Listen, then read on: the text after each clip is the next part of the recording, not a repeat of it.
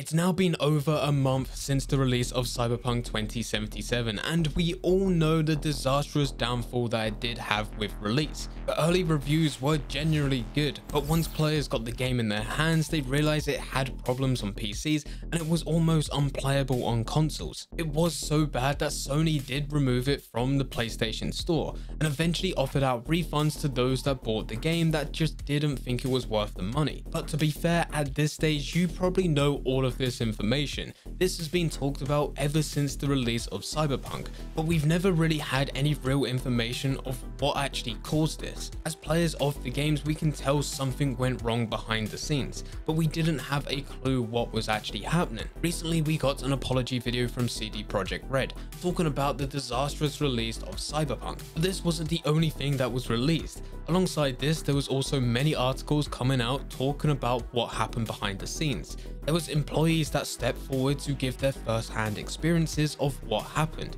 So in this video, we are going to be going through absolutely everything, trying to piece together everything that happened with Projekt Red and the release of Cyberpunk.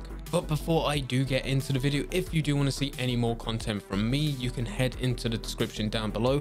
You'll be able to find a number of different channels which is aimed at different audiences to do with different games, and also you'll find the Twitch streams, Twitter, Instagram, everything like that. So head into the description down below if you do want to catch up with some more content from me. Getting back into the video. With this type of video, I'm going to be referencing all my sources in the description down below, so that if you do want to read a bit more in depth on all of this, then you are welcome to. Everything is in there. Now, with the release of Cyberpunk, we can all tell something went wrong, but we don't know exactly what happened behind the scenes. Now, with these articles, there are some employees stepping forward to talk about their experiences. Some of these employees have left the company since then, and it should also be noted that this is a very small amount of people that actually did work for Projekt Red. We're talking 20 people here out of a company with hundreds of employees. So that is also something to bear in mind when going through all of this. This still isn't the whole story here, but we do get some insights into different areas. The first thing that is talked about is that Cyberpunk didn't actually start until 2016.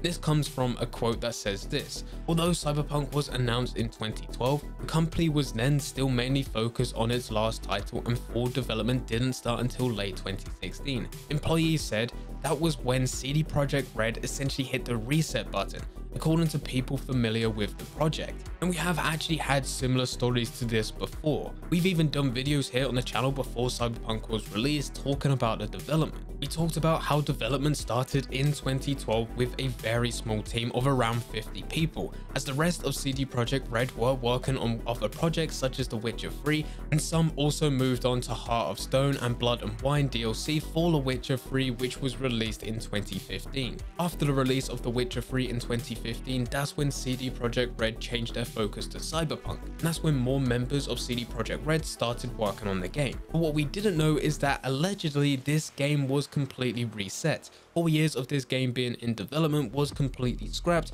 only for them to start completely fresh within 2016. And with this, when it says Projekt Red essentially hit the reset button, it doesn't give all the information. Does this mean that all the work that was done with the small team was completely removed and scrapped, or was it some work that the team did was just changed and evolved over time through game iteration? Essentially, hitting the reset button and actually hitting the reset button are two completely different things. But it does go on to say that studio head Adam Badowski took over as director, demanding overhauls to Cyberpunk's gameplay and story.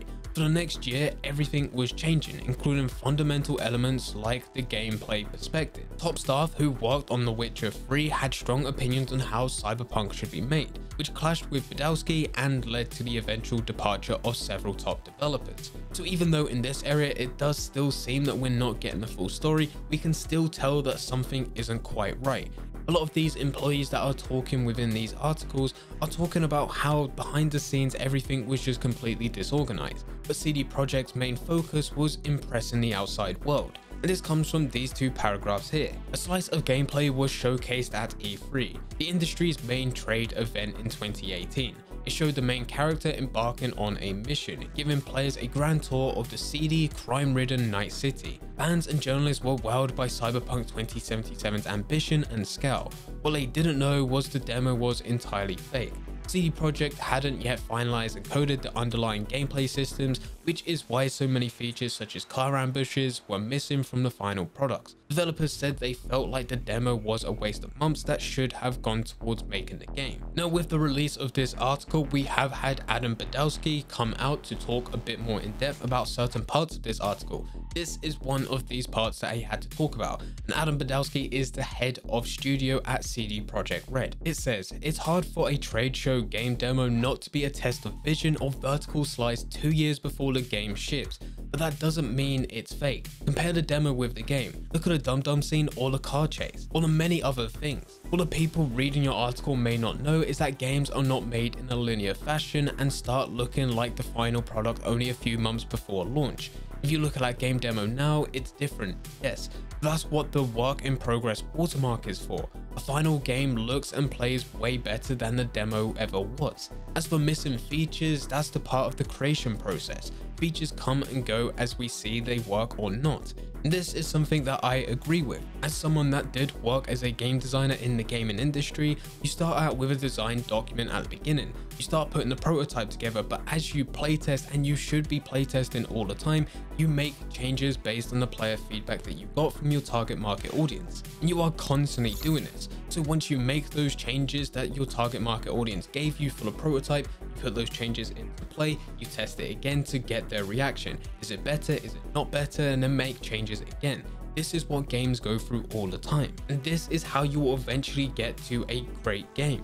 This is also where we move on to the next point, because we do know things have changed and that's a normal part of the process. If it didn't fit with the player feedback, then you take it out or you try to improve it. But there are some things that were just taken out because of scope, and this also leads into crunch time. The complete scope and scale of the game was way too much for the current team at CD Projekt Red. And this is where we do get to go into some real problems, because for those that were working on the game and the timeline that was set in place by management eventually led to crunch time. And even though this is still employees talking about their experiences, this isn't the first time that we've heard employees having to go through crunch time at CD Projekt Red working on Cyberpunk. There was many articles building up going towards the release of the game. So with this, I tend to believe it. It says employees were working long hours even though Owinski told them that overtime wouldn't be mandatory for Cyberpunk 2077. More than a dozen workers said they felt pressured to put in extra hours by the managers or co-workers anyway. There were times when I would crunch up to 13 hours a day. A little bit over that was my record probably, and I would do 5 days a week working like that. Crunch time is a problem within the gaming industry. We hear it so often with AAA projects like this. This meant that CD Projekt Red had to cancel a lot of the features and scale back just so they can work on the development of the game and release it on time. What made matters worse is that management then put a set release date. During E3 in June 2019, CD Projekt announced that the game would come out on April the 16th in 2020. With everything going on in the company, employees were supposedly left scratching their heads, and one even believed it was a joke at first. Many employees believed the game was due for a 2022 release rather than the initial April 16th, 2020. The reason for this date is said so they can release Cyberpunk on PC, PlayStation 4 and Xbox One, then double dip by releasing versions down the road on next generation consoles. This just meant that crunch time became even worse at this stage, because originally employees were doing crunch time for a game that hasn't actually got a release date yet, to now doing crunch time for a game that is scheduled way before than it should be released. And I do want to take the moment here to think that if what was released in December was a mess, imagine what would have been released if it did actually come out in April, where we would be forced to play it on PlayStation 4 or Xbox One, consoles that just weren't capable of handling a game at this size. Apparently employees told management about how Cyberpunk was too complex of a game to run well on 7-year-old consoles, with its city full of bustling crowds and hulking buildings. They said management dismissed their concerns, however citing their success in pulling off The Witcher 3. And with this, we can't really know whether or not they did talk about The Witcher 3 and brag about the success.